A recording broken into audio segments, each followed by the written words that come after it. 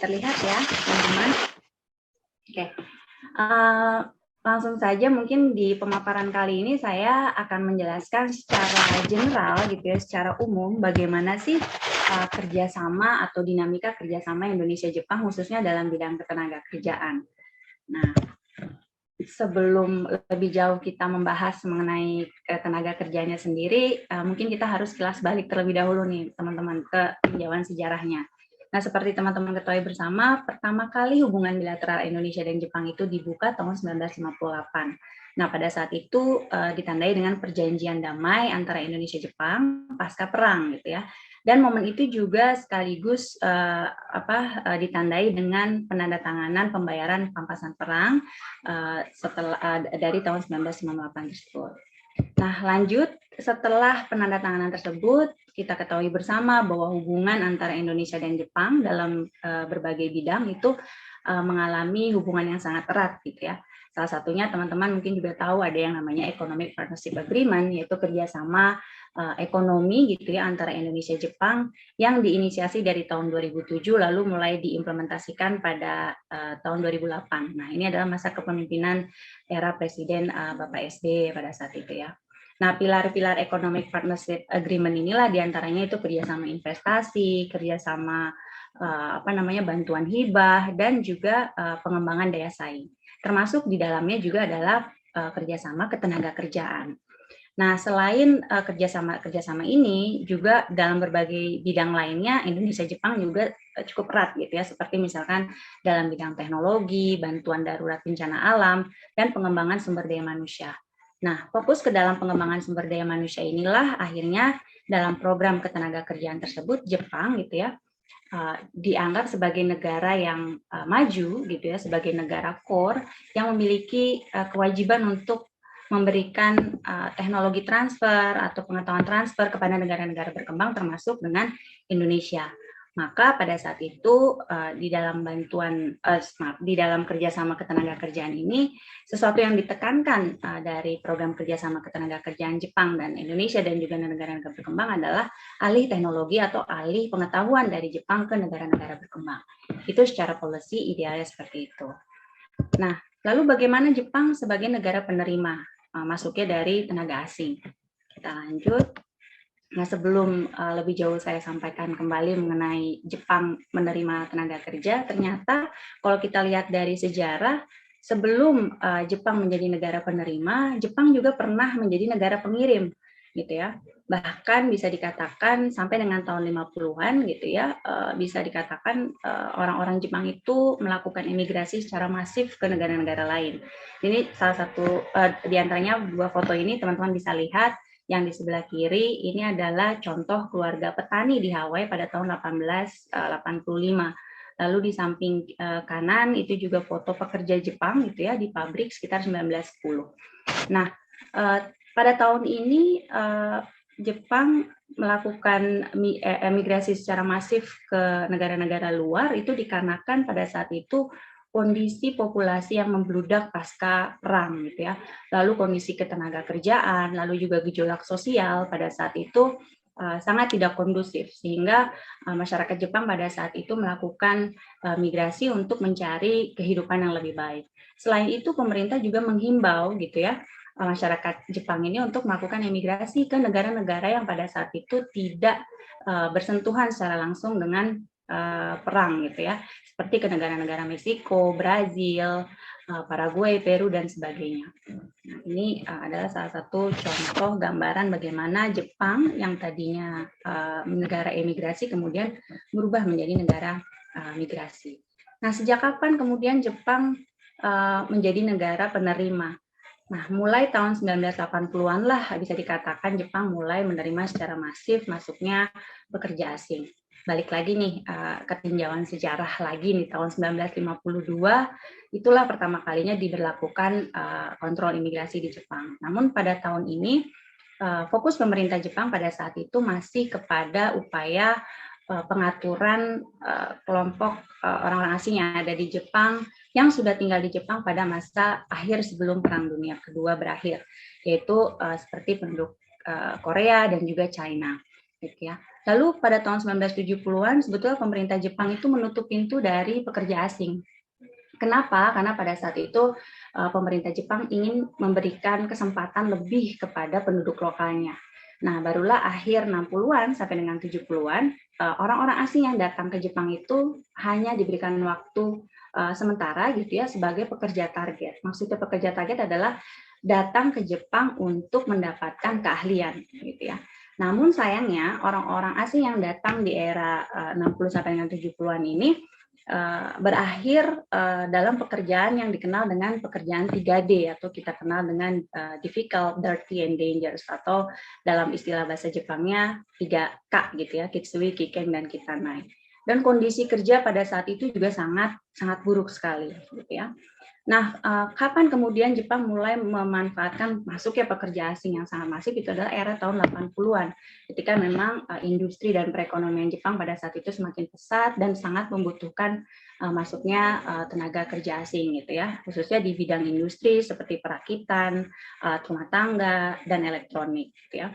Lalu terjadilah bubble ekonomi. Nah, teman-teman mungkin sudah tahu ya apa yang dimaksud dengan bubble ekonomi, yaitu ketika Jepang mengalami nilai yen yang menurun, lalu harga barang kemudian melonjak gitu ya, dan juga banyak pekerjaan-pekerjaan yang pada saat itu tidak lagi dikerjakan oleh penduduk Jepang. Nah, disitulah kemudian secara masif Jepang membutuhkan masuknya tenaga kerja dari luar.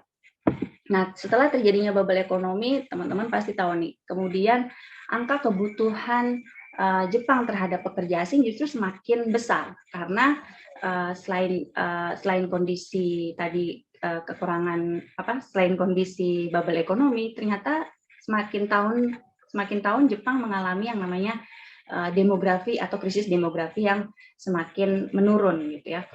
Misalnya pada tahun 2004, 2006 angka demografi itu semakin menurun sehingga Jepang tidak punya pilihan lain selain menerima secara besar-besaran masuknya pekerja asing. Nah, bisa dikatakan kita lihat di sini sampai dengan tahun 2020 angka pekerja asing yang ada di Jepang itu sekitar 1.727.000 jiwa gitu ya. Ada peningkatan tajam, tapi apabila kita bandingkan dengan negara-negara lain seperti di negara-negara Eropa, sebetulnya peningkatan tersebut hanya sekitar 2,2% dari jumlah populasi yang ada di Jepang. Nah, lebih lanjut nih. Walaupun pemerintah Jepang tadi sudah kita lihat secara sejarah memiliki kebergantungan yang sangat tinggi terhadap masuknya pekerja asing, tapi sayangnya pemerintah Jepang sampai hari ini masih belum bisa menerima pekerja dalam kategori tanda kutip tidak terampil gitu ya. Nah, sebagai solusinya gitu ya, pemerintah Jepang menggunakan alternatif lain dengan cara memasukkan pekerja asing ini melalui peserta pelatihan atau yang kita kenal dengan magang. Dan juga melalui pintu samping misalnya dengan masuknya mahasiswa internasional ke Jepang. Gitu ya. Barulah kemudian pemerintah Jepang melakukan amandemen terhadap kebijakan imigrasinya pada tahun 2019. Seperti yang kita ketahui, pemerintah Jepang membuka jenis visa baru yaitu Tokutei-Gino untuk menutup kekurangan tenaga kerja tadi. Nah, kenapa ya pemerintah Jepang masih enggan gitu ya menerima masuknya pekerja dalam tadi kategori tidak terampil tadi, padahal kalau kita lihat angka kebergantungannya sangat tinggi. Misalnya bisa kita lihat di sini sekitar 66% itu di bidang konstruksi saja itu diisi oleh pekerja trainee, lalu sekitar 37% itu manufaktur juga diisi oleh pekerja trainee. Dan misalnya kita lihat sekitar 34% industri di bidang retail dan service itu juga diisi oleh mahasiswa asing. Dan hotel, restoran itu juga 58%-nya itu diisi oleh mahasiswa. Jadi teman-teman mahasiswa yang ada di Jepang nih pasti udah nggak heran lagi gitu ya kalau di kombini, di hotel, restoran dan sebagainya itu semua yang menopang hampir rata-rata adalah mahasiswa asing sendiri. Nah, lalu apa saja sih jenis-jenis kerjasama antara Indonesia dan Jepang dalam bidang ketenagakerjaan? Yang pertama tadi seperti yang saya sudah singgung itu ada EPA gitu ya, Economic Partnership Agreement, yang tujuannya adalah memperkuat jaringan kerjasama ekonomi. Salah satunya adalah pengiriman tenaga keperawatan dari Indonesia ke Jepang. Salah satu latar belakang syarat bisa masuk ke dalam program ini adalah lulusan keperawatan atau memiliki lulusan universitas atau juga memiliki sertifikat caregiver. Lalu yang kedua adalah mahasiswa asing. Nah, ini mahasiswa asing ini dibuka oleh pemerintah Jepang untuk menyerap tenaga profesional gitu ya, setelah mereka lulus nanti. Lalu juga ada TITP atau Technical Intern Training Program atau magang yang tadi saya juga sudah sempat singgung. Ini tujuannya adalah untuk memberikan transfer teknologi dari Jepang gitu ya ke negara-negara berkembang gitu ya. Nah, cara masuk ke program ini ada yang melalui lembaga swasta atau juga melalui pemerintah. Yang kedua-duanya ini berada di bawah pengawasan pemerintah langsung yang ditunjuk oleh pemerintah Jepang bernama OTIT atau Organisasi Technical Intern Training Program. Nah, lalu yang terakhir ini tadi yang baru saja dibentuk tahun 2019 yaitu masuknya visa baru melalui Tekotegino yang tujuannya memang untuk mengisi kekurangan jumlah tenaga kerja yang ada di Jepang. Lalu bagaimana Indonesia sebagai negara pengirim? Mungkin saya nggak secara singkat saja. Indonesia ini dikenal sebagai negara pengirim pekerja migran yang cukup besar di ASEAN gitu ya. Bahkan posisinya adalah nomor 3 setelah China di Asia Timur, nomor 2 setelah Filipina gitu ya. Nah, awalnya pekerja migran Indonesia mulai bermigrasi untuk bekerja keluar itu tahun 1890 gitu ya. Nah, sampai dengan 1960-an migrasi yang dilakukan oleh pekerja migran Indonesia keluar itu belum melibatkan pemerintah. Barulah sampai dengan 1970 melibatkan pemerintah dan pemerintah membuat aturan gitu yang mengatur keberadaan atau arus undang-undang perlindungan pekerja migran yang ada di Jepang. Indonesia yang keluar gitu ya, dan barulah itu kemudian melibatkan swasta. Kenapa? Karena pada saat itu pemerintah mulai menyadari adanya nilai ekonomis gitu ya, adanya keuntungan gitu yang diberikan oleh pekerja migran Indonesia yang ada di luar, sehingga dibuatlah undang-undangnya. Lalu kemudian terus direvisi dan menambah undang-undang baru mengenai pekerja migran Indonesia. Nah, selanjutnya salah satunya adalah program G2G atau pekerja migran Indonesia yang berangkat ke luar negeri melalui program pemerintah. Nah, misalnya pada tahun 2006, pemerintah Indonesia mulai melaksanakan penempatan PMI melalui program G2G ke Korea Selatan, lalu kemudian diikuti dengan G2G oleh Jepang. Tadi yang saya sudah singgung juga, yaitu melalui program perawat atau MPA. Nah, kemudian yang terbaru, program G2G ini juga dilakukan oleh Indonesia dengan Jerman yang segera akan diberangkatkan katanya pada tahun ini gitu ya, yang katanya juga mengikuti program yang sudah dilakukan oleh Indonesia dan Jepang terkait pengiriman tenaga perawat ke Jerman. Nah, lalu bagaimana sih image atau kondisi pekerja migran Indonesia yang ada di luar? Nah, mungkin teman-teman sering lihat di berita gitu ya, pada kenyataannya sayang sekali kondisi pekerja migran Indonesia yang ada di luar itu beritanya seringkali justru tidak mengenakan gitu ya, banyak pelanggaran HAM, banyak kekerasan dan sebagainya. Nah, ini misalkan salah satunya data keluhan atau aduan yang disampaikan oleh pekerja migran Indonesia pada tahun 2019 oleh laporan BP2MI. Kita bisa lihat angka keluhan yang paling banyak disampaikan oleh pekerja migran Indonesia itu dari Malaysia pada sekitar 4.845. Lalu yang kedua oleh negara Saudi Arabia itu sekitar 1.372. Nah, menariknya posisi atau jumlah keluhan yang disampaikan oleh pekerja migran Indonesia yang ada di Jepang itu hanya menempati urutan ke-20, yaitu dengan total sekitar 28 jumlah keluhan pada tahun 2019. Nah, apabila kita bandingkan dengan jumlah keluhan dari negara-negara lainnya, angka 28 yang melakukan aduan ke BP2M itu pasti kita katakan bisa terbilang kecil gitu ya. Lalu apakah angka ini kemudian bisa kita simpulkan menjadikan Jepang sebagai negara yang ideal bagi orang asing itu, bagi pekerja migran yang ada di Jepang? Nah, faktanya banyak masih masalah yang ditemukan di lapangan. Salah satunya misalnya hasil laporan dari US Trafficking Report pada tahun 2021 itu menyebutkan bahwa Technical Intern Training Program atau program pemagangan itu dianggap sebagai sistem yang mengeksploitasi. Nah, laporan ini tidak hanya disebutkan pada tahun 2021 saja. Ternyata di tahun-tahun sebelumnya US Trafficking Report juga sudah menyampaikan bahwa program ini merupakan program yang mengeksploitasi, gitu ya.